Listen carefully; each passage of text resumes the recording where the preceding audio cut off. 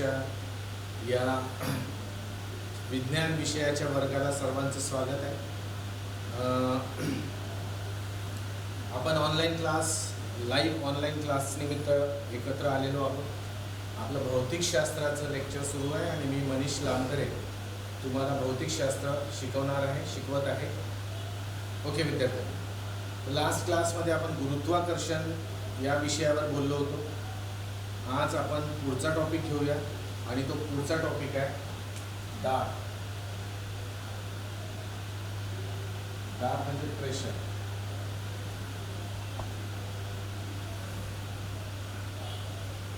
तर दाब हा जो विषय आहे याच्याबद्दल मी इंट्रोडक्शन तुम्हाला अगोदरच दिलेलं आहे की दाब असतो काय.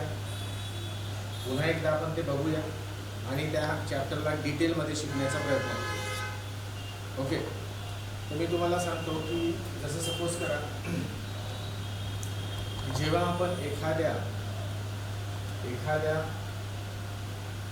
पृष्ठभागावर, समजा पृष्ठभाग आहे, या पृष्ठभागावर असा बल टाकला. आता बल आपण दोन प्रकारे टाकू शकतो. एक हा बल इमॅजिन करा आणि हा दुसरा बल इमॅजिन. हा सुद्धा एक बल आहे आणि हा सुद्धा एक बल आहे. या दोन बलांमध्ये साम्य काय आहे की दोन्ही बल एकाच पृष्ठभागावर पडत आहे. हे दोन्ही बल एकाच पृष्ठभागावर पडत आहे. पण आणखी विचार केला तर हा जो बल आहे हा या पृष्ठभागावर 90 अंशामध्ये पडत आहे आणि हा काहीतरी याच्यामध्ये दुसरा कोन आहे. कोन माहीत नाही किती आहे, पण 90 नक्कीच नाही. म्हणजे आम्ही असं म्हणू, या पृष्ठभागावर हे जे बल आहे हे बल कसं पडत आहे, लंब स्वरूप पडत आहे, म्हणजे परपेंडिक्युलर पडत आहे. जेव्हा असा बल पृष्ठभागावर 90 अंशाच्या कोनावर पडतो, म्हणजे लंब स्वरूपात पडतो, परपेंडिक्युलर पडतो, तेव्हा या बलाला आपण एक विशेष नाव देतो. ते नाव असते थ्रस्ट. त्याला मराठीमध्ये उत्प्लविता.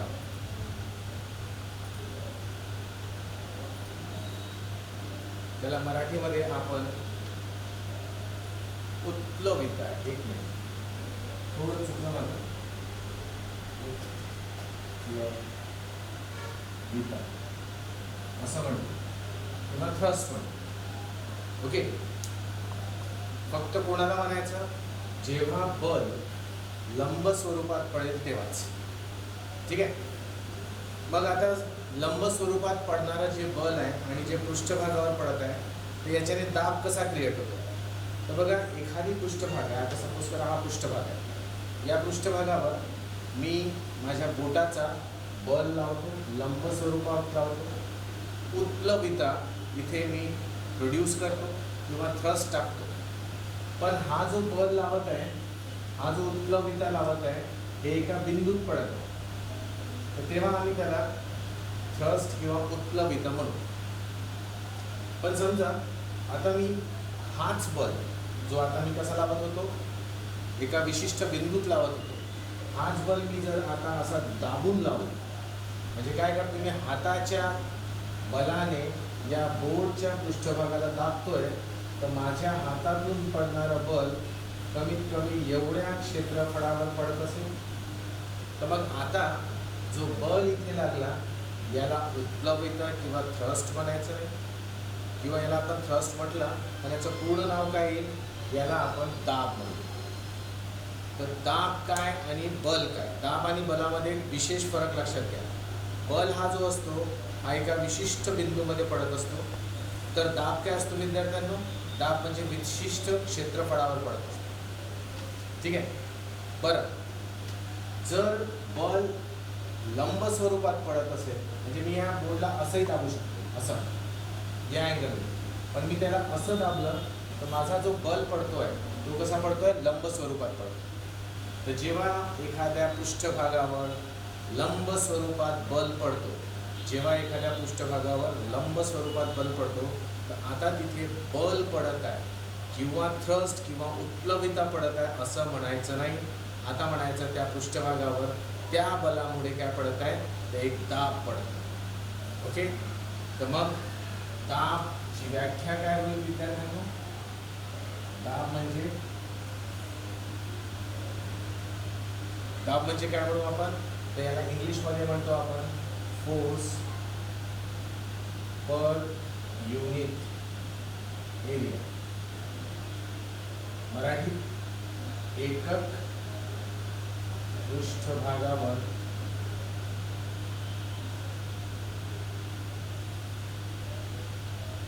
पडणारे बल. एकक पृष्ठभागावर पडणारे बल. ओके, आता याला फॉर्म्युलाइज कसं केलं आपण? या अगोदर केलेलं आहे. तर मी प्रेशर म्हणजे कॅपिटल पी असा लिहितो, तर त्याला आपण एफ यू आणि अपॉन ए असा आपण फॉर्म्युला बघितला होता. पण लक्षात ठेवा मित्रांनो, हा जो बल आहे हा बल कसा असायला पाहिजे? पृष्ठभागावर 90 अंशावर असलेला पाहिजे. 90 अंशावर पडलेला पाहिजे. म्हणजे हे जे बल आहे याला आपण एक प्लविता म्हणू किंवा थ्रस्ट म्हणू. याचं एकक तुम्हाला सांगितलं होतं. बलाचं एकक आहे न्यूटन, क्षेत्रफळाचं एकक आहे मीटर स्क्वेअर. याचं एसआय एकक काय होईल? एसआय एकक होईल न्यूटन पर मीटर स्क्वेअर. पण याला एक विशेष नाव दिलं आहे. या बलाला एक विशेष नाव किंवा या दाबाला एक विशेष नाव दिलं आहे, याच्या एककाला दिलं आहे आणि ते आहे पास्कल. याला आपण नाव जे दिलं आहे त्याला आपण पास्कल म्हणतो. म्हणजे तुम्हाला कोणी विचारलं की 1 पास्कल किती, असा प्रश्न आला, 1 पास्कल म्हणजे किती, याचं उत्तर लक्षात ठेवायचं. किती? 1 न्यूटन पर मीटर स्क्वेअर. ठीक आहे. पण जेव्हा या न्यूटन पर मीटर स्क्वेअरची किंमत, या न्यूटन पर मीटर स्क्वेअरची किंमत आपण जर 10⁵ केलं,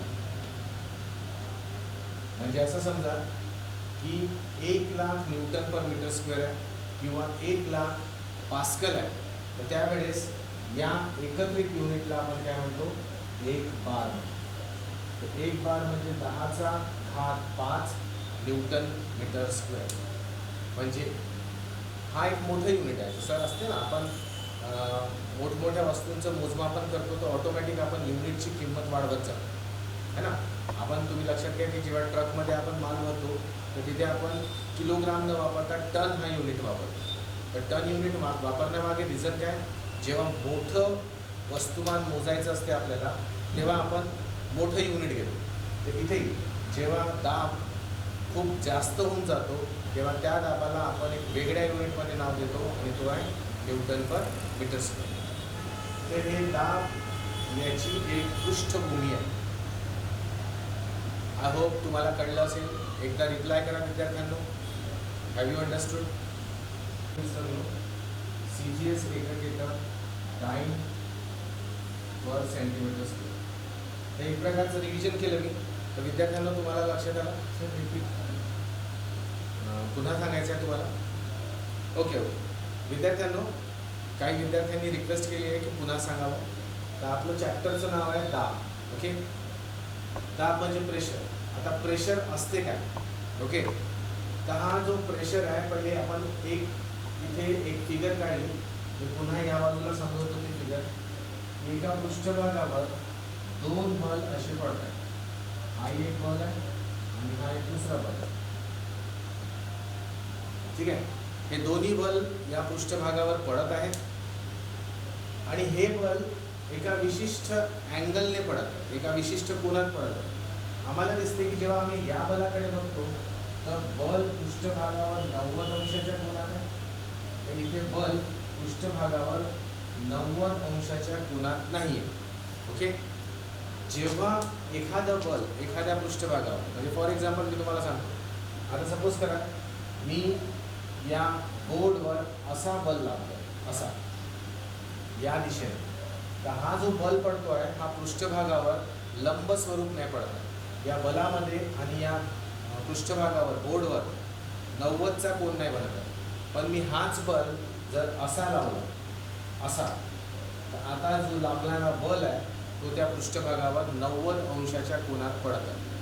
तो त्या पृष्ठभागावर 90 अंशाच्या कोनात पडत. जर 90 अंशाच्या कोनात एखादी बल एखाद्या पृष्ठभागावर पडत असेल तर त्याला आपण थ्रस्ट किंवा उत्प्लविता म्हणतो. मराठीत उत्प्लविता आणि इंग्लिशमध्ये थ्रस्ट म्हटलं जाते. कोणत्या? 90च्या कोनात पडणाऱ्या बलाला. ठीक आहे. मग आपण पाहिलं की आता दाब म्हणजे काय. तर दाबसाठी मी तुम्हाला समजावून सांगितलं की आपण हा जो बोर्ड आहे याला 2 ठिकाणी आपण बल लावतो. मी जेव्हा असा एका बोटाने असा बल लावतो तर बोटाचा बल या बोर्डवर एका बिंदूत पडत आहे. जर तो लंब स्वरूपात पडत असेल तर त्याला तुम्ही उत्प्लविता म्हणू शकता किंवा थ्रस्ट म्हणू शकता. बेसिकली तो आहे फोर्सच, बलच आहे तो. पण ते बल कसं पडत आहे? लंब स्वरूपात पडत आहे, 90 डिग्रीवर पडत आहे. तर मग त्याला मी बल म्हणणार, कारण त्याचा व्यापन केलेला क्षेत्रफळ एक बिंदूचा. पण जेव्हा मी एखादा म्हणजे हाच पृष्ठभाग घ्या, या पृष्ठभागावर असं हाताने बल देतो, मी हाताने या पृष्ठभागावर दाबतो, तर मला मी इथे सुद्धा बलच देत आहे. पण आता जे पडत आहे बल ते पूर्ण या संपूर्ण पृष्ठभागावर पडत आहे. याचा अर्थ काय की आता जो बल पडतो आहे तो फक्त एका बिंदूत नसून एका क्षेत्रफळावर काय होतोय? पडतोय. तर जेव्हा एखादी बल एखाद्या पृष्ठभागावर लंब स्वरूपात जर पडत असेल, ओके, आणि तो जर पृष्ठभाग एखादी क्षेत्रफळ असेल, म्हणजे एखाद्या क्षेत्रफळावर एखादा बल पडत असेल, तर त्या बलाला आपण आता बल न म्हणता त्याला आपण काय म्हणूया? दाब म्हणू. म्हणजे विशिष्ट पृष्ठभागावर पडणारं बल याला आपण दाब म्हणतो. म्हणून दाब याची व्याख्या कशी आहे? एकक पृष्ठभागावर पडणारे बल है ना. आणि याला आपण म्हणतो फोर्स पर युनिट एरिया. मग आपण याला बघूया. फॉर्म्युला कसा आहे? तर P बरोबर F/A. Fची किंमत तुम्हाला माहितीच आहे किती आहे. काय असते? एकक न्यूटन आहे. क्षेत्रफळाचा मीटर स्क्वेअर आहे. तर न्यूटन पर मीटर स्क्वेअर हे SI एकक आहे. कशाचं? बलाचं, दाबाचं. पण न्यूटन पर मीटर स्क्वेअरला एक विशेष नाव दिलं आहे, एका सायंटिस्टचं नाव दिलं आहे, ज्याने दाब या विषयावर खूप मेहनत करून याच्याबद्दलचे फॉर्म्युले डिस्क्राईब केले. त्या व्यक्तीचं नाव आहे पास्कल. तर हा जो पास्कल आहे, या पास्कल शास्त्रज्ञाचं नाव दाबाच्या एककाला देण्यात आलं, म्हणजे न्यूटन पर मीटर स्क्वेअरला देण्यात आलं. तर 1 पास्कल म्हणजे 1 न्यूटन पर मीटर स्क्वेअर होते. पण जर आपण 1,00,000 म्हणजे 10⁵ एवढे न्यूटन मीटर स्क्वेअर घेतले तर तो होऊन जाईल मग 1 बार. बार सुद्धा एक दाबाचं एकक आहे है ना. आणि तो मोठं एकक आहे है ना. आपण काय करतो, जेव्हा मोठ्या राशी मोजायच्या असतात, वस्तुमान मोजायचं आहे, तर आपण किलोग्राममध्ये न मोजता कशात मोजतो विद्यार्थ्यांना? आपण टनामध्ये मोजतो है ना. जेव्हा अंतर खूप मोजायचं आहे है ना, जेव्हा अंतर जास्ती मोजायचं आहे तेव्हा आपण मीटर सेंटीमीटरचा प्रयोग न करता आपण किलोमीटर घेतो. ओके. तुम्हाला हे माहीत असेल की प्रकाशाची गती अति जास्त आहे आणि प्रकाश किंवा विश्वामध्ये असलेल्या विविध भौगोलिक पिंड जे आहेत ते एकमेकांपासून फार फार दूर आहेत. तर यांच्यासाठी आपण जेव्हा प्रकाश वर्ष हे एकक वापरतो, प्रकाश वर्ष, तर हे प्रकाश वर्षसुद्धा एक अंतराचं एकक आहे आणि हे सर्वात मोठं एकक आहे. तर जसं जसं राशी मोठी होत जाते आपण त्याला मोजण्यासाठी वापरण्यात येणारे एककसुद्धा काय करत राहतो? मोठे करत राहतो. ओके विद्यार्थ्यांना. तर हे यामागचं नॉलेज आहे. तर इथपर्यंत मी समजत होता. आता ज्यांना कळलं नव्हतं त्यांनी एकदा रिप्लाय करावा की आता त्यांना कळलं आहे. से येस नो सांगा विद्यार्थ्यांना. टाचणी सरळ एक साधा प्रयोग करून सांगतो तुम्हाला. एक टाचणी घ्या. टाचणीचं जे टोक आहे ते एक बिंदूच आहे, ठीक आहे. तर त्या टाचणीच्या टोकाला एका कागदाच्या सरफेसवर असं पिन करा. ती अशी आतमध्ये चालली जाईल. तर आपण त्या टाचणीमार्फत त्या कागदावर काय लावलं? तर आपण लावलं बल. आपण काय लावलं? बल. आता एक गोष्ट लक्षात ठेवा, बल केव्हा म्हणायचं आणि उत्प्लविता केव्हा म्हणायचं. समजा तुम्ही ती टाचणी अशी लावली,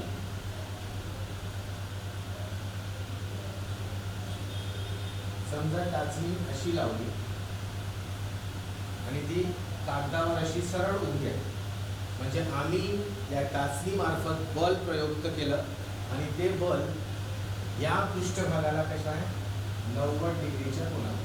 तर हा बलच लावला. आपण टाचणी अशी लावू शकतो विद्यार्थ्यांनो, टाचणी पेपरवर अशी पण लावू शकतो. इथेही जे लावलं ते बलच लागेल है ना. या टाचणीला जेव्हा आपण मागून बल लावू तेव्हाच ते पेपरमध्ये आतमध्ये रुतून जाईल ना. इथेही बलच लावलं, इथेही बलच लावलं. फक्त या बलाच्या लावण्यामध्ये फरक आहे.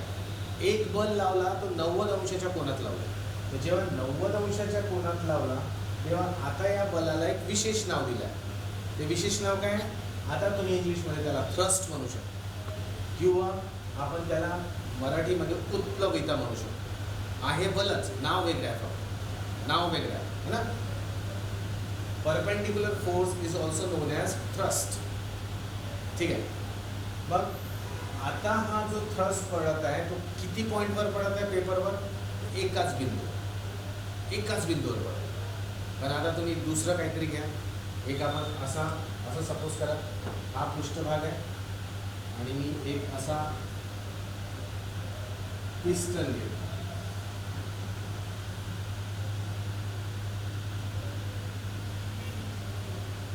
हा पिस्टन घेतला आणि हा पिस्टन असा जोरात दाबला आहे. म्हणजे असं काहीतरी पृष्ठभाग आहे, याच्यावर एखादी असा सपोज करा काय करू आता, मला तुम्हाला सांगतो. हा पृष्ठभाग आहे, याच्यावर हा मोबाईल लावला आणि याला असं दाबला.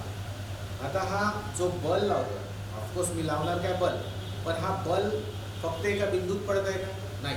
हा बल सगळीकडे या पूर्ण क्षेत्रफळावर हा बल पडत आहे. तर जेव्हा तो क्षेत्रफळावर बल पडायला लागेल, इथे कसं एका बिंदूत बल पडला होता, इथे क्षेत्रफळावर बल पडतं. मी काय म्हटलं, आपण प्रश्नांना म्हणजे शेवटच्या 10-15 मिनिटामध्ये आपण वेळ देतोच ना, तेव्हा तुम्ही प्रश्न विचाराल तर योग्य राहील. ओके.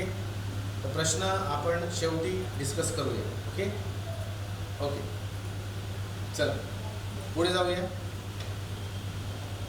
आता आपल्याला बघायचं आहे द्रवामधील दाब. अच्छा, मी हा जो टॉपिक सांगत होतो तो कंप्लीट करतो की आपण जेव्हा पिन लावली एखाद्या पेपरवर पृष्ठभागावर पिन लावली तर ते एका बिंदूत पडते, तेव्हा त्याला आपण बल म्हटलं होतं. पण जेव्हा आपण एखाद्या पृष्ठभागावर इतक्या क्षेत्रफळावर आपण बल लावतो, आता ते बल एका बिंदूत नव्हे तर वेगळ्या संपूर्ण क्षेत्रफळावर एरियावर पडत आहे. पण यावेळेस आपण त्या दाबाला, याला दाब न म्हणता आपण काय म्हणू, प्रेशर. आता सॉरी या बलाला बल न म्हणता आता आपण काय म्हणूया, दाब म्हणू. ठीक आहे. सरळ सरळ बिंदूत पडलेला बल, क्षेत्रफळावर पडलेला दाब. बिंदूत बल, क्षेत्रफळावर दाब. चला आणखी तुम्हाला आता कळलंय. आता मी पुढे जाऊ का? एकदा येस नो रिप्लाय करा विद्यार्थ्यांनो. ते पाण्यात उतरल्यानंतर खूप आतमध्येपर्यंत जाऊ नाही शकत. कारण काय होते की जर आम्ही खूप आतमध्येपर्यंत जात गेलो तर एक वेळ असं येईल की जे बाहेरचं पाणी आहे ते आपल्यावर इतकं बळ टाकेल की आमचं शरीर ते सहन करू शकणार नाही आणि त्या बळामुळे आम्ही क्रश होऊन जाऊ. ओके. म्हणून आम्ही एका विशिष्ट लेवलपर्यंत, विशिष्ट खोलीपर्यंतच पाण्यामध्ये फक्त सिलेंडर, ऑक्सिजन मास्क वगैरे घेऊन जाऊ शकतो. जर आम्हाला अति खाली जायचं असेल, म्हणजे फॉर एक्झाम्पल जसं बुडलेलं टायटॅनिक पाहायचं आहे, तर आम्ही तिथे सरळ खाली पोहत जाऊ नाही शकत. त्याच्यासाठी आम्हाला ते विशेष बनवलेले कक्ष, काचेचे कक्ष वापरावे लागतात, जो त्या पाण्याचा त्या लेवलवर असलेला दाब सहन करू शकतो. सांगायचं हे होतं याच्यात की डॅम बनवण्यामागे, या स्ट्रक्चर मागे उद्देश काय होता की खाली जाताना पाण्याचा दाब वाढत जातो आणि खालच्या बाजूने जो दाब डॅमवर पडत असतो, डॅमच्या भिंतीवर पडत असतो, तो दाब खालून जर वरती गेला तर दाबाची किंमत खालून वरती कमी होत जाते किंवा वरून खाली आलं तर वाढत जाते. मग वाढत्या किमतीला, वाढत्या दाबाला सामना करण्यासाठी आम्हाला हा जो एरिया आहे खालचा, इथे डॅम मोठा बांधावा लागतो. कळलं? हे सांगितलं का की याच्या मागे हे रिझन होतं की जे द्रव आपण भरतो, द्रव म्हणजे लिक्विड, हा जो लिक्विड आहे, हा लिक्विड जेव्हा एखाद्या भांड्यात असतो तर तो भांड्यातील प्रत्येक पृष्ठभागावर काय करतो, एक विशिष्ट बल किंवा विशिष्ट दाब टाकत असतो. त्याचं एक लाईव्ह एक्झाम्पल म्हणजे धरा. मग इथे हा किती दाब टाकतो, तर बघा भांड्यात जेव्हा पाणी भरलं जाते तेव्हा तो भांड्याच्या या भिंतींवर सुद्धा दाब टाकतो आणि खालच्या पृष्ठभागावर सुद्धा दाब टाकतो. आम्हाला मेन उद्देश कोण आहे, मेन कुठे कॉन्सन्ट्रेट करायचं आहे, खालच्या भागावर. कारण इथे जो पडणारा दाब असतो या द्रवामुळे हा सर्वात अधिक असतो. तर मग हा दाब किती असतो किंवा काढायचा कसा, कशावर डिपेंड असतो हा दाब, ते त्याच्यासाठी एक सूत्र दिलेलं आहे. ओके, हे सूत्र काय म्हणते की समजा एखाद्या भांड्यात पाणी भरलं आहे, त्या भरलेल्या पाण्याची पृष्ठभागापासून म्हणजे खालच्या पृष्ठभागापासून जी उंची आहे ती h मीटरची आहे. ओके, या द्रवाची घनता रो आहे, डेन्सिटी काय आहे, रो. हा सिम्बॉलला रो वाचतो आपण, घनता तुम्हाला माहितीच आहे थोडं. आणि या ठिकाणी पृथ्वीवर या ठिकाणी गुरुत्वाकर्षणाची किंमत जी आहे, तर h, रो आणि g यांच्या गुणाकाराने आम्ही काढू शकतो की या द्रवामुळे या खालच्या पृष्ठभागावर किती दाब पडत असेल. तर तो दाब काढण्याचा फॉर्म्युला आहे. ठीक आहे, आलं लक्षात? एकदा रिप्लाय करा स्टुडंट्स, प्लीज रिप्लाय. वातावरणाचा दाब म्हणजे आपण त्याला इंग्लिशमध्ये म्हणतो विद्यार्थ्यांना ॲटमॉस्फिअरिक प्रेशर. आता हे ॲटमॉस्फिअरिक प्रेशर काय बघा, काय असते की आपण स्थायू पाहिलाय, द्रव पाहिलाय आणि वायू पण पाहिलाय.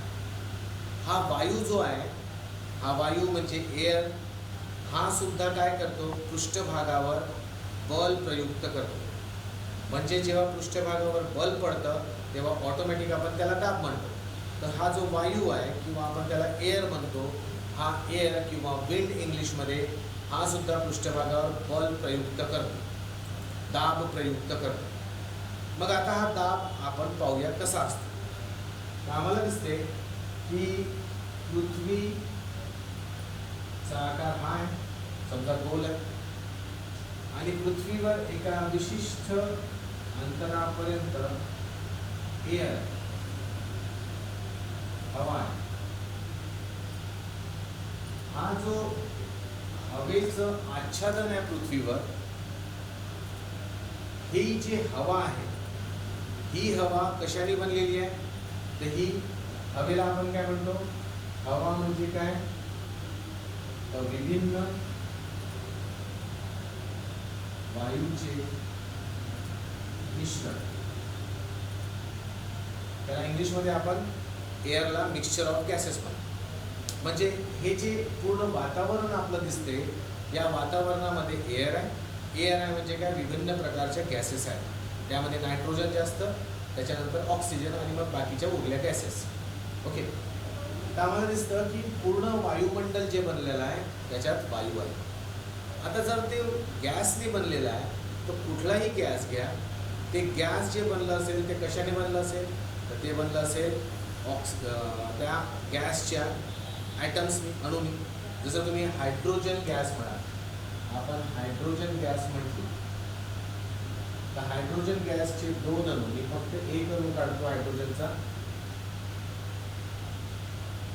हा समजा हायड्रोजनचा अणू आहे, याच्यात एक इलेक्ट्रॉन, एक प्रोटॉन असा स्ट्रक्चर दिसतो. असे दोन अणू मिळून एक हायड्रोजनचा रेणू बनवतात. म्हणजे जेव्हा हायड्रोजनचा रेणू बनतो तेव्हा कंडिशन कशी दिसते विद्यार्थ्यांना, इथे एक प्रोटॉन आहे,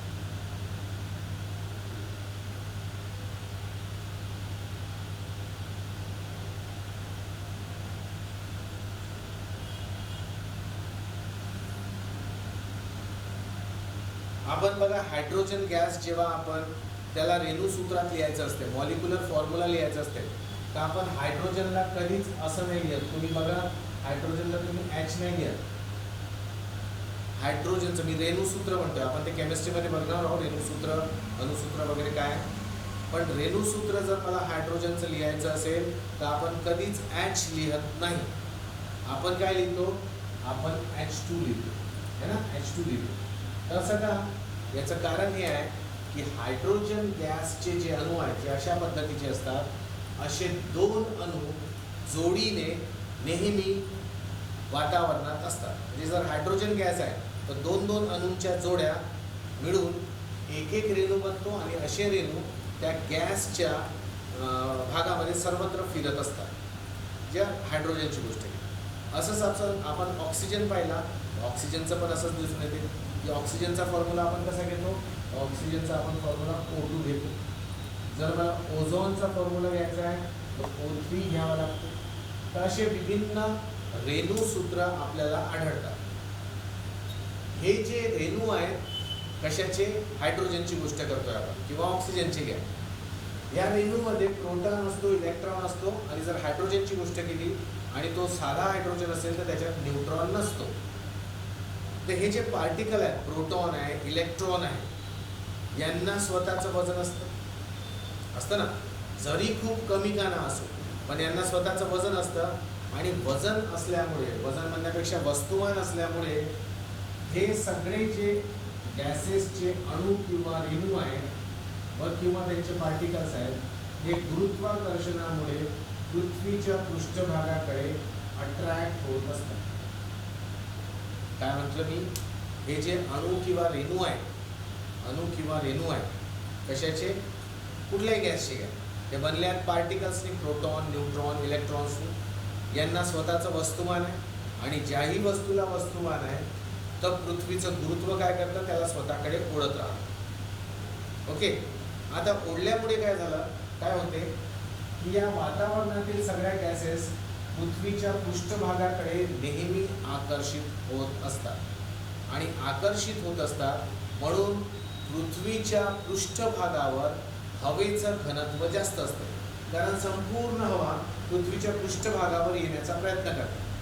कारण काय, त्याला गुरुत्व.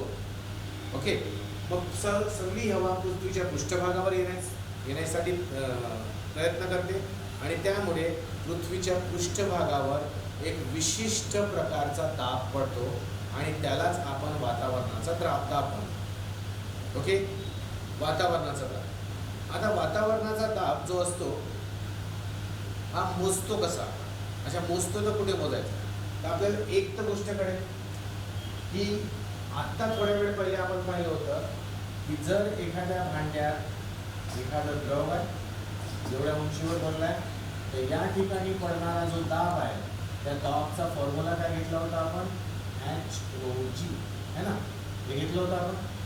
आता बघा, सपोज करा इथे एक व्यक्ती उभा आहे पृथ्वीच्या पृष्ठभागावर आणि या व्यक्तीच्या सरळ डोक्यावर जितकी पण एअर आहे, या व्यक्तीच्या, सपोज करा आपणच घ्या, आपण बाहेर म्हणजे फ्रेश आकाशामध्ये उभे आहोत, तर आपल्या डोक्यावर जितकी एअर आहे ती सगळी एअर काय करेल, खालच्या दिशेने आपल्या डोक्यावर दाब प्रयुक्त करेल. त्याच दाबाला तुम्ही काय म्हणा, वातावरणाचा दाब. बरं, दाब जो द्रव असतो किंवा वायू असतो तो सगळीकडे देत असतो. म्हणजे आता जर इथे या भांड्यात मी एखादी वायू पदार्थ भरला तर हा वायू पदार्थ या भांड्यात चारीकडे काय होईल, दाब प्रयुक्त करेल. तर आपल्या डोक्यावर पण काय होईल, दाब पडेल, आपल्या बॉडीवर पण काय पडेल, हवेचा दाब पडेल. आणि याच हवेच्या दाबाला आपण काय म्हणतो, वातावरणाचा दाब. आता होते कसं विद्यार्थ्यांनो की हा दाब आपण फील नाही करू शकत. हा दाब आपण फील याच्यासाठी नाही करू शकत कारण आपली बॉडी, आपलं स्ट्रक्चर जे आहे ते त्याप्रमाणे बनलेलं आहे की आम्ही पृथ्वीच्या जर पृष्ठभागावर असू तर आमची बॉडी वातावरणाचा दाब असा फील नाही करणार. त्याला त्याला आपण इंग्लिशमध्ये काय म्हणतो, फील करणं. म्हणजे मला हवेचा दाब, प्रचंड दाबाने हवा मला दाबत आहे, हे फिलिंग याच्यासाठी नाही आहे. याचं कारण हे आहे की आम्ही त्या कंडिशनसाठी काय आहोत, ॲडिक्टेड आहोत. ॲडिक्टेड म्हणजे काय, आम्ही त्या कंडिशनसाठी स्वतःला काय केलं आहे, घालून टाकलं आहे, है ना. जर आम्ही हे शरीर घेऊन व्हीनस ग्रहावर गेलो तर हा जो व्हीनस ग्रह आहे याच्यावर जो दाब राहील हवेचा, तो दाब पृथ्वीच्या वातावरणाच्या दाबापेक्षा प्रचंड जास्ती आहे. तो इतका जास्ती आहे की आम्ही त्या ठिकाणी व्हीनसच्या ठिकाणी असे ओपनली जाऊ शकणार नाही, आणि गेलोय तर लिटरली आम्ही त्या दाबामुळे असे क्रश होऊ जाऊ. तर आम्ही पृथ्वीवर जी जीवसृष्टी आहे त्यांनी स्वतःला त्या दाबासाठी काय करून टाकलं आहे, ॲडजस्ट करून टाकलं. तर हा वातावरणाचा दाब कळला विद्यार्थ्यांनो. आमच्या डोक्यावर जी हवा आहे ना, त्या हवेचा दाब किती आहे, तर एखाद्याच्या डोक्यावर 400 ते 500 विटा ठेवा, तो जो दाब फील करेल तो तेवढा दाब त्याच्या डोक्यावर पडतो. पण आम्ही त्या दाबाला काय केलं आहे, ॲडजस्ट केलं आहे. याचं आणखी एक रिझन आहे की आमच्या आतमध्ये ब्लडचा जो प्रेशर आहे तो सुद्धा चांगलाच प्रचंड आहे. हा जो ब्लड पंप केला जातो हार्टद्वारे आणि विभिन्न डायरेक्शननी ब्लड फ्लो होतो, तर त्याचा जो प्रेशर पडतो तो प्रेशर पण जास्ती आहे. तर हा बाहेरून पडणारा वातावरणाचा दाब आणि आतून पडणारं ब्लड प्रेशर हे थोड्या अधिक प्रमाणात एकमेकांना ॲडजस्ट करून टाकतं, आणि म्हणून आपल्याला विशेष वातावरणाच्या दाबेची जाणीव होत नाही. आणि केव्हा जाणीव होते आम्हाला, जेव्हा हवा किंवा वारा वाहत असतो, आणि जर प्रचंड वेगाने वाहत असतो तर आपण एक फोर्स किंवा एक दाब फील करतो, त्यावेळेस ती वेगळी गोष्ट आहे. पण नॉर्मल स्टील एअर आहे, थांबलेली हवा आहे, तेव्हा आम्ही वातावरणाचा दाब फील नाही करू शकतो, पण दाब असतो. याचा आणखी एक एक्झाम्पल की तुम्हाला माहिती आहे, जर समजा हा माउंट एव्हरेस्ट आहे, तर माउंट एव्हरेस्टवर जर एखाद्या गिर्यारोहकाला वातावरणाचा दाब, आपला हा टॉपिक सुरू होता. आपली पृथ्वी अर्थला गुरुत्व आहे, आणि या गुरुत्वाच्या नियमाप्रमाणे पृथ्वी सगळ्या वस्तूंना आपल्याकडे ओढते. कोणत्या वस्तूंना? अशा सर्व वस्तूंना ओढते ज्यांना वस्तुमान आहे. मग आम्ही पाहिलं की पृथ्वीच्या अवतीभोवती काय आहे, तर पृथ्वीच्या अवतीभोवती वायुमंडल आहे, ॲटमॉस्फिअर आहे. मग हे ॲटमॉस्फिअर पृथ्वी आहे, पृथ्वीच्या सानिध्यात जोही येतो, ज्यालाही वस्तुमान आहे, पृथ्वी त्याला आपल्याकडे ओढण्याचा प्रयत्न करते, त्याला आपण गुरुत्वाकर्षण म्हणतो, हे माहिती. तर पृथ्वी जोही वस्तू असेल त्याला आपल्याकडे ओढण्याचा प्रयत्न करते. मग पृथ्वीच्या अवतीभोवती काय आहे, वायुमंडल आहे, ॲटमॉस्फिअर आहे. मग हे ॲटमॉस्फिअर कशाने बनलं आहे, तर वायू किंवा गॅस यांना, हवा यांना आपण म्हणतोच काय, याची व्याख्याच काय हवेची, विभिन्न वायूंचे मिश्रण, मिक्सचर ऑफ गॅसेस. या गॅसेसच्या मिक्सचरला आपण काय म्हणतो विद्यार्थ्यांनो, या गॅसेसच्या मिक्सचरलाच आपण म्हणतो वायू. ओके, तर पूर्ण वायू बनली आहे. बरं, मग हे गॅस आहे, गॅस कशाने बनलेला असतो, तर गॅसेस, मी तुम्हाला सांगितलं, गॅसेस त्या त्या प्रकारच्या अणू किंवा रेणूंनी बनलेला असतो. जसं मी उदाहरण सांगितलं होतं, हायड्रोजन घेतलं, हायड्रोजन गॅसचा अणू असा असतो, पण हायड्रोजन गॅस आपण बघितली, त्या हायड्रोजन गॅसचा फॉर्म्युला, रेणूसूत्र, मॉलिक्युलर फॉर्म्युला आपण H2 लिहितो. त्या H2 लिहिण्यामागे रिझन काय आहे, तर हायड्रोजन हे दोन अणू मिळून नेहमी एका रेणूच्या स्वरूपात एकत्र असतात. म्हणजे एकटा हायड्रोजन ॲटम कधीही आम्हाला दिसणार नाही, ते सोबत जोडीने आम्हाला नेहमी दिसतात. तर हायड्रोजन जोडीने राहतो, ऑक्सिजन जोडीने राहतो, ओझोन घेऊ तर तिथे 3 ओझोन म्हणजे ऑक्सिजनचे 3 मॉलिक्युल्स, ॲटम्स म्हणजे अणू एकत्र येतात आणि एक रेणू बनवतात. तर आम्हाला दिसते की हायड्रोजन सुद्धा एक गॅस आहे. तर असे विभिन्न गॅसेसचे विभिन्न ॲटम किंवा मॉलिक्यूल एकत्र येऊन वायुमंडल किंवा ॲटमॉस्फिअर बनवतात. बरं, या अणूंना थोडं ऑब्झर्व केलं तर यांच्यामध्ये प्रोटॉन असतो, इलेक्ट्रॉन असतो, न्यूट्रॉन असतो. यांना आपण पार्टिकल म्हणतो, कण म्हणतो. आणि हे कणांची खासियत ही आहे की यांना काय असते विद्यार्थ्यांनो, या कणांना स्वतःचं वस्तुमान असतं. या कणांना स्वतःचा वस्तुमान असतो. जर कणांना स्वतःचा वस्तुमान आहे, कणांना स्वतःचा वस्तुमान आहे, तर मग ज्यालाही वस्तुमान आहे पृथ्वी त्याला काय करेल, स्वतःकडे ओढेल. मग स्वतःकडे ओढण्याच्या याच्यामध्ये गुरुत्वाकर्षणामुळे काय होते, सगळं वायुमंडलातली हवा किंवा गॅसेस एकत्रितपणे पृथ्वीच्या पृष्ठभागाकडे येण्याचा प्रयत्न करतात आणि यामुळे पृथ्वीच्या पृष्ठभागावर एक विशिष्ट दाब निर्माण होतो. त्या दाबालाच आपण काय म्हणतो विद्यार्थ्यांनो, वातावरणाचा दाब. तो दाबच आपला वातावरणाचा दाब असतो. ओके, मग आता प्रश्न हा येतो की हा दाब किती आहे. तर हा दाब खूप जास्ती आहे, ठीक आहे, पण आम्हाला फील का नाही होत, मग आम्हाला याची जाणीव का नाही होत. तर कारण हे आहे की आमची बॉडी त्या वातावरणाच्या दाबासाठी परफेक्टली ऑर्गनाईज केलेली आहे. या पृथ्वीवर येणाऱ्या सगळ्या प्राण्यांना या पृष्ठभागावर राहण्यासाठी जेवढं काही लागतं त्या निमित्त आपली बॉडी अशी डिझाईन केलेली आहे. ओके, निसर्गाने असं निर्माण केलेलं आहे. तर आम्हाला त्याची जाणीव होते. त्या व्यतिरिक्त मी एक सांगितलं की आमच्या बॉडीच्या आतमध्ये एक ब्लड प्रेशर पण असतं, है ना. ब्लड कंटिन्युअस पंप होत असतं आणि संपूर्ण भागामध्ये जात असतं. यामुळे ब्लडचा एक प्रेशर क्रिएट होतो. तुम्ही जीवशास्त्रात पाहिलं असेल तर हा आतून बाहेर असणारा ब्लड प्रेशर आणि बाहेरून आतमध्ये जाण्यासाठी येणारा वातावरणाचा दाब हे थोडं अधिक एकमेकांना बॅलन्स करते. त्यामुळे आम्हाला वातावरणाच्या दाबाची काय होते, जाणीव होत नाही मित्रांनो, ठीक आहे. मग आम्ही हेही बघितलं होतं की जसं जसं आम्ही पृष्ठभागावरून खाली जाऊ, एखाद्या द्रवामध्ये दाब किती असतो पाहिला, तर खाली जाताना दाब काय असतो, वाढत जातो.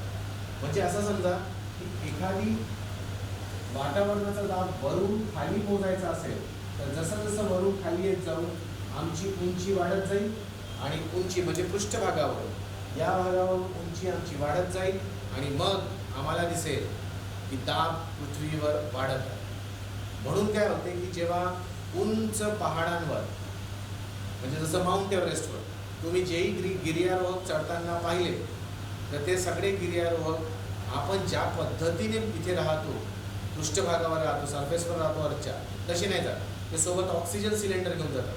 कारण काय होते की जसं जसं वरती जातो आपण ऑक्सिजन म्हणा किंवा हवेची घनता काय होत राहते, कमी होत राहते.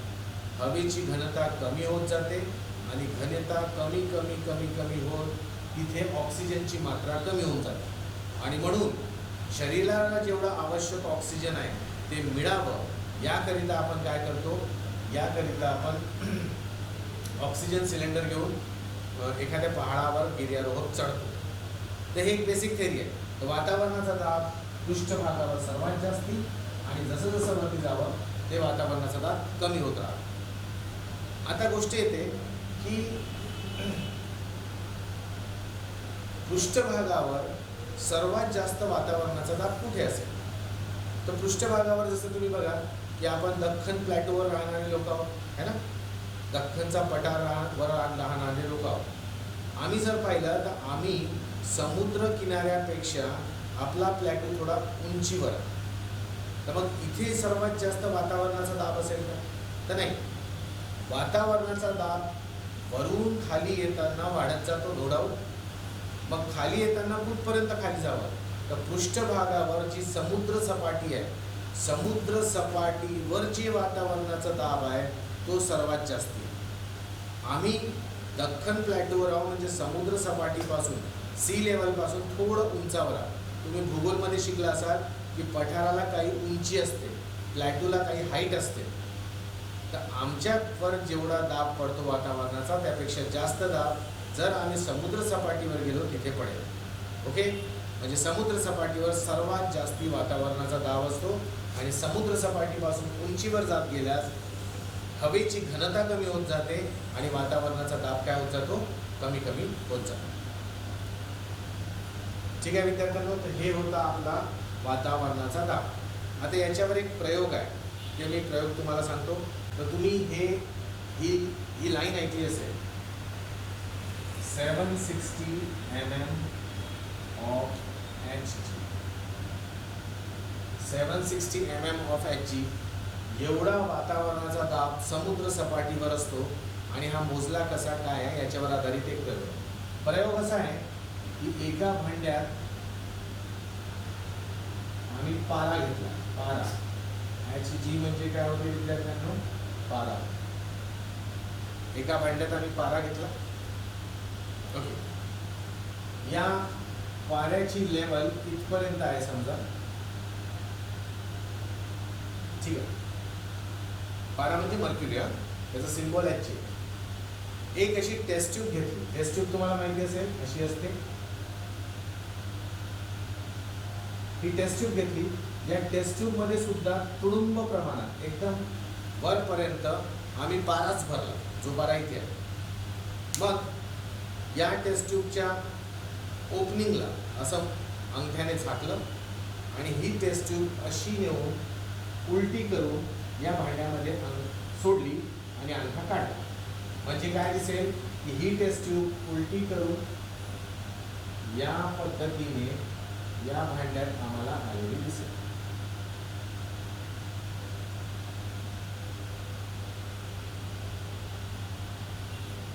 ठीक आहे.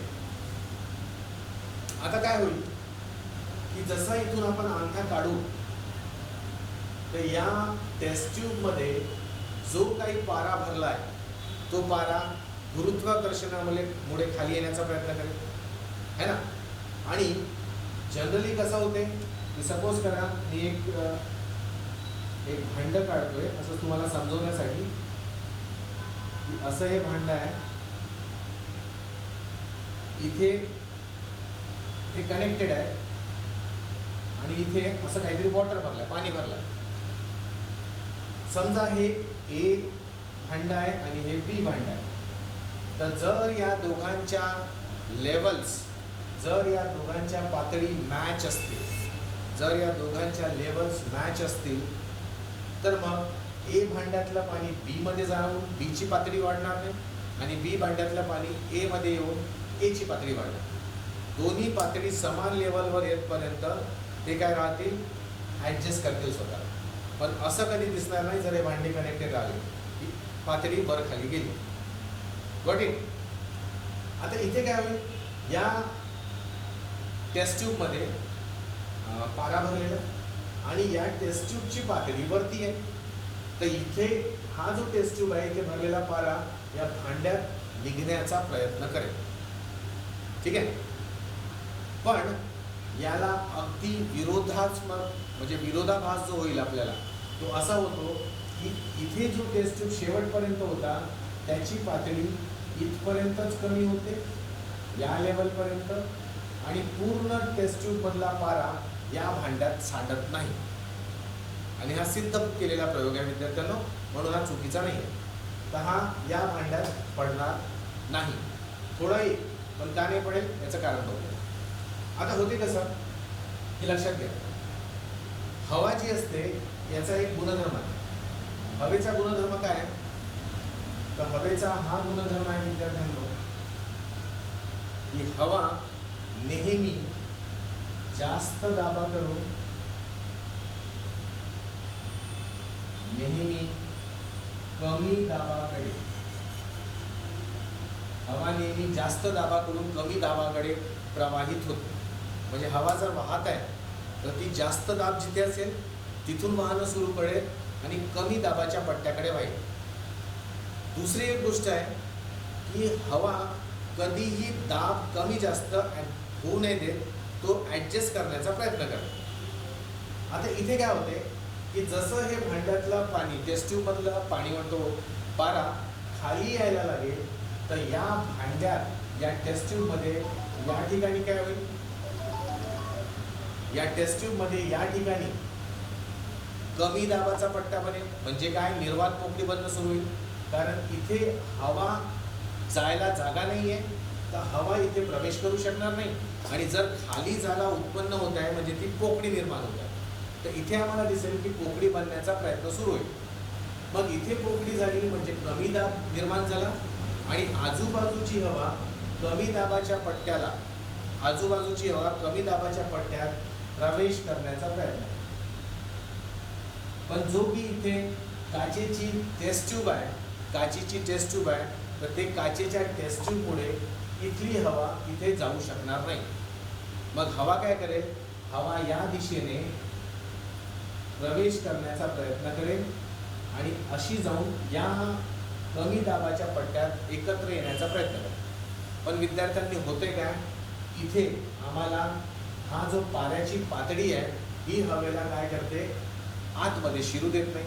आणि मग आता इथे आम्हाला एक विशेष गोष्ट दिसायला लागली, म्हणजे वारा इथून आतमध्ये जायसाठी आणि इथे कमी दाबाच्या पट्ट्यात वारा भरण्याची प्रयत्न करतोय आणि ही पातळी आहे पाऱ्याची, ही पातळी काय होत आहे, या वाऱ्याला जाऊ नाही देत. दुसरी गोष्ट, हा पारा पूर्णपणे सांडण्याच्या प्रयत्नात आहे, म्हणजे हा पारा खाली ग्रॅव्हिटीमुळे येण्याच्या प्रयत्नात आहे.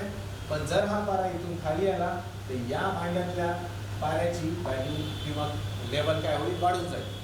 म्हणजे वारा इथून इकडे दाबण्याचा प्रयत्न करतोय आणि पारा आपली पातळी वर वाढवण्याचा प्रयत्न करतोय. आणि एक वेळ येईल की पाऱ्याची पातळी थांबून जाईल आणि त्यावेळेस टेस्ट ट्यूब मधल्या पाऱ्याची पातळी या लेवलवर राहील. कळलं? वातावरणाचा दाब काय करत आहे, ही पातळी वाढू नाही देत आहे, कारण तो इकडून दाब प्रयुक्त करतोय आणि तिथला पारा बाहेर निघून या बीकर मधली पातळी वाढवण्याचा प्रयत्न करतो.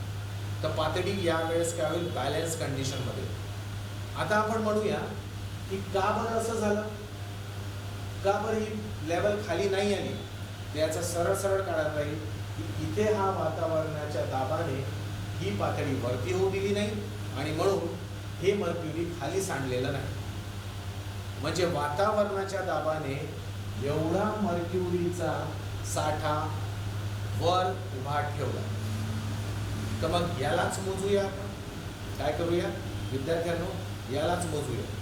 तर मग कसं मोजूया याला, तर याला काय केलं, या टेस्ट ट्यूबला मार्किंग केली आणि इथून मार्किंग मोजली तर हे आम्हाला 760 mm लेवल, 760 mm ची लेवल येताना दिसली. आणि म्हणून याच्यावरून वातावरणाच्या दाबाचं एक एकक पडलं. काय की वातावरणाचा दाब त्या ठिकाणी मोजायचा आहे, तर हा प्रयोग करा आणि किती mm भरते ते पाहून घ्या. समुद्र सपाटीवर विद्यार्थ्यांनो, समुद्र सपाटीवर एवढा वातावरणाचा दाब असतो. म्हणजे या टेस्ट ट्यूबला जी मार्किंग असते ते 760 mm Hg वर पोहोचते. 760 mm म्हणजेच काय होते विद्यार्थ्यांनो, 76 सेंटीमीटर है ना, किंवा याला आपण 0.76 मीटर सुद्धा म्हणू शकतो. हे तीनही एकच गोष्ट आहे, आपण मीटर, सेंटीमीटर, मिलीमीटर मध्ये कन्वर्ट केलं तर. वातावरणाच्या दाबाचं हे एक एकक आपल्याला पाहायला मिळेल. आणि हे कुठून आलं, तर समुद्र सपाटीवर हा प्रयोग करून बघितला आणि या प्रयोगामुळे इथे जो मर्क्युरीचा कॉलम डेव्हलप झाला, मर्क्युरी जे खाली सांडलेला नाही, त्याची उंची आपली 760 मिलीमीटर आली. तर याला आपण दुसरा एक प्रयोग म्हणतो. ठीक आहे, वातावरणाच्या दाबाचा. तिथे हा जो आहे तो एकच सापडला. तर विद्यार्थ्यांना एकदा रिप्लाय करा, तुम्हाला कळलं का, से यस नो. ते एवढ्या लेवलपर्यंत घेऊन एक अशी टेस्ट ट्यूब घेतली, त्याच्यामध्ये सुद्धा मर्क्युरी भरला म्हणजे पारा भरला आणि त्या टेस्ट ट्यूबला असं वरती अंगठा लावला आणि मी तुम्हाला दाखवतो. असा अंगठा लावला, असं ठेवलं आणि असं येऊन या भांड्यात उलटं केलं. आता तुम्ही एक प्रयोग करा, ग्लासामध्ये पाणी घ्या आणि तो ग्लास उलटा करा. पाणी खाली पडतं. खाली का पडतं, कारण ग्रॅव्हिटी त्याला आपल्याकडे ओढून घेते. तर इथे नक्की ग्रॅव्हिटी त्याला ओढेल, या टेस्ट ट्यूबमधला पारा खाली येण्याचा प्रयत्न करेल. पण जर हा पारा खाली येतो तर इथे टेस्ट ट्यूब वरच्या म्हणजे टेस्ट ट्यूब उलटी आहे ना, तर या ठिकाणी काय क्रिएट होणार आहे, या ठिकाणी कमी दाबाचा पट्टा क्रिएट होणार. हवेचा एक स्वभाव आहे की हवा जास्त दाबाकडून कमी दाबाकडे प्रवाहित होते. तर होऊ शकते वारा काय करेल, कमी दाबाकडे येण्याचा प्रयत्न करेल. पण इथनं का नाही येऊ शकत वारा, कारण इथे आम्हाला दिसते हे टेस्ट ट्यूबची जी बाउंड्री आहे ती कशाने बनलेली आहे, काचेने बनली आहे, म्हणजे सॉलिड आहे. तर सॉलिड पार करून ते येणार. ओके, मग वारा काय करेल, वारा दुसऱ्या ठिकाणाहून जाण्याचा प्रयत्न करेल. तर वारा असा आतमध्ये शिरण्याचा प्रयत्न करेल की या पद्धतीने जाऊन ती बाउंड्री किंवा ती जागा जी कमी दाबाची आहे तिला नॉर्मल करण्यात यावं, तिथला दाब नॉर्मल करण्यात यावं जितका बाहेर आहे. पण इथे सुद्धा काय होईल की पारा या येणाऱ्या हवेला सुद्धा प्रवेश देणार नाही. आता प्रवेश देणार नाही तर होणार कसं, तर बघूया. इथून इथून काय होईल, हवा आतमध्ये शिरण्याचा प्रयत्न करेल आणि या सरफेसला दाबण्याचा प्रयत्न करेल. हे जे मर्क्युरीची लेवल आहे ना, याला दाबण्याचा प्रयत्न करेल. आणि इथे जो पारा भरला आहे हा गुरुत्वाकर्षणामध्ये मुळे या भांड्यात पडण्याचा प्रयत्न करेल आणि जर हा भांड्यात पडतो तर ही पातळी वरती जाईल. समजते ना, इथलं जर पारा खाली आला तर ऑटोमॅटिक या भांड्यातली पातळी वरती जाणार. तर पारा खाली यायचा प्रयत्न करतोय आणि ही पातळी वरती जाण्याचा प्रयत्न करतोय. पण या पातळीला वरती कोण नाही जाऊ देत आहे, तर बाहेरचं वातावरणाचा दाब. कारण वातावरणाचा जेवढा दाब इथे असेल तोच तर दाब इथे या पातळीला धरून ठेवत आहे. आणि या धरून ठेवण्यामुळे काय होते विद्यार्थ्यांनो, इथे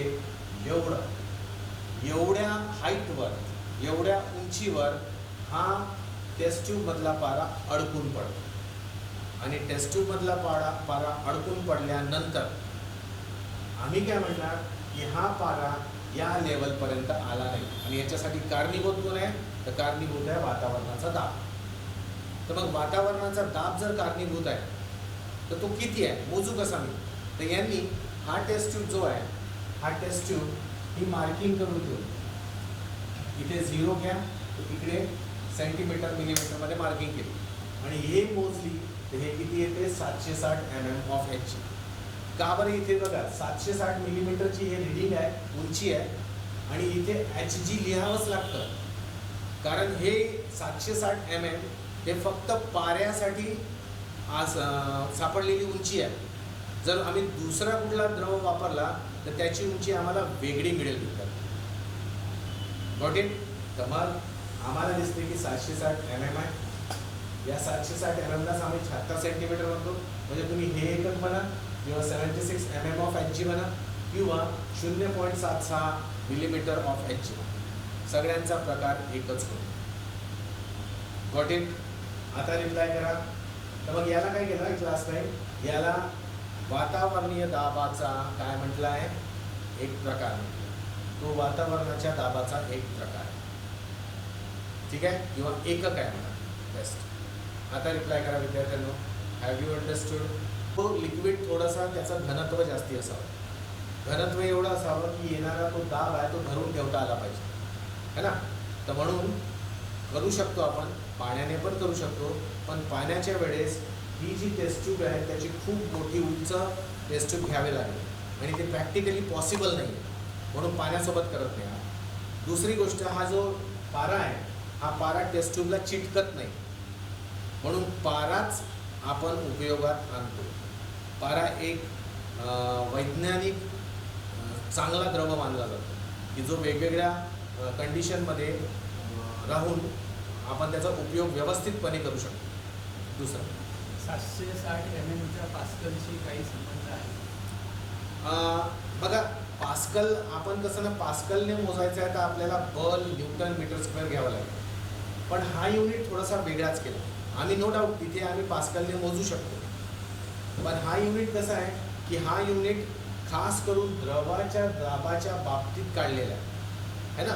तर आम्ही तिथे आपले इन्स्ट्रुमेंट घेऊन गेलो तर त्याच ठिकाणी ॲक्च्युअली किती न्यूटन पर मीटर स्क्वेअर येईल हे आम्ही काढू शकतो. ओके, म्हणजे इथे कन्व्हर्जन पॉसिबल आहे. प्रश्न असा आहे की आपण हा प्रयोग याच्यापेक्षा जास्त डेन्स असलेल्या द्रवासोबत करू शकतो का. बिलकुल करू शकतो, बिलकुल करू शकतो.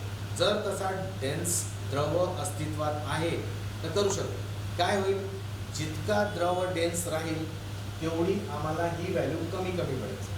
आणि जितका लिक्विड कमी डेन्स राहील म्हणजे कमी घनत्वाचं राहील तर आम्हाला काय होईल, ही 760 mm ची व्हॅल्यू जास्त जास्त मिळत जाईल. ओके.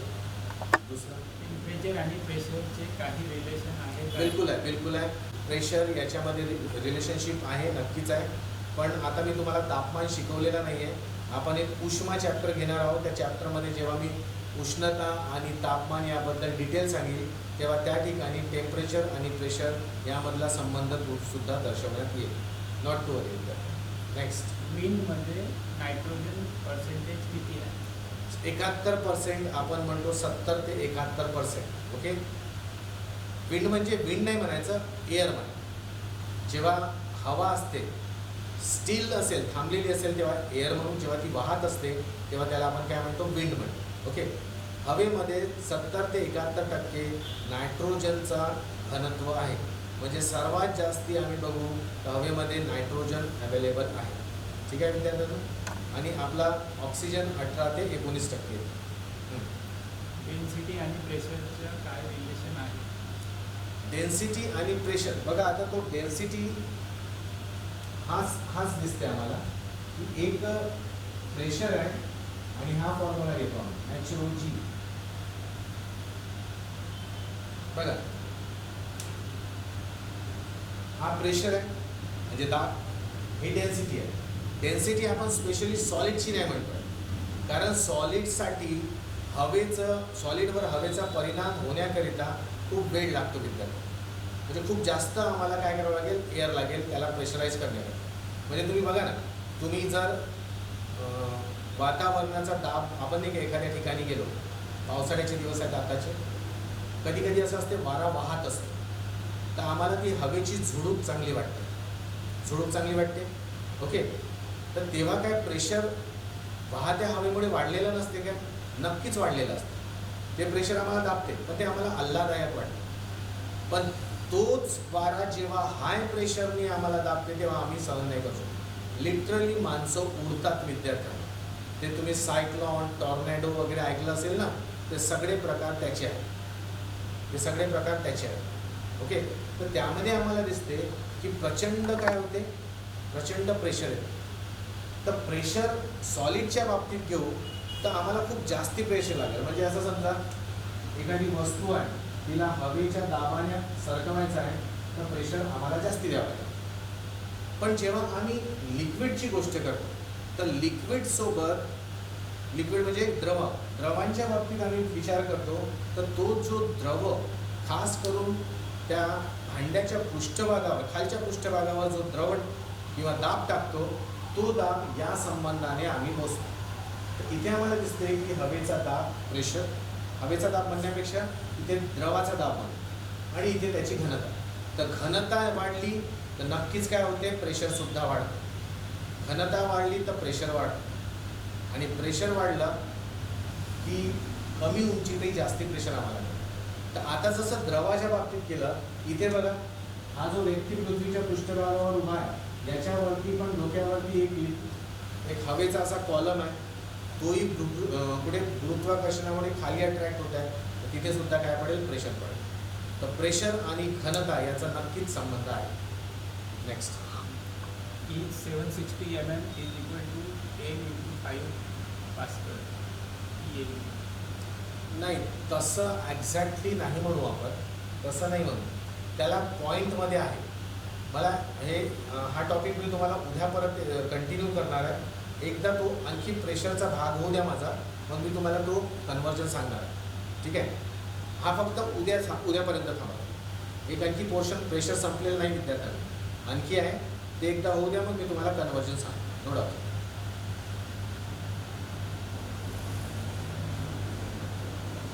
ठीक आहे. सो विद्यार्थ्यांनो, हा चॅप्टर संपलेला नाही आहे.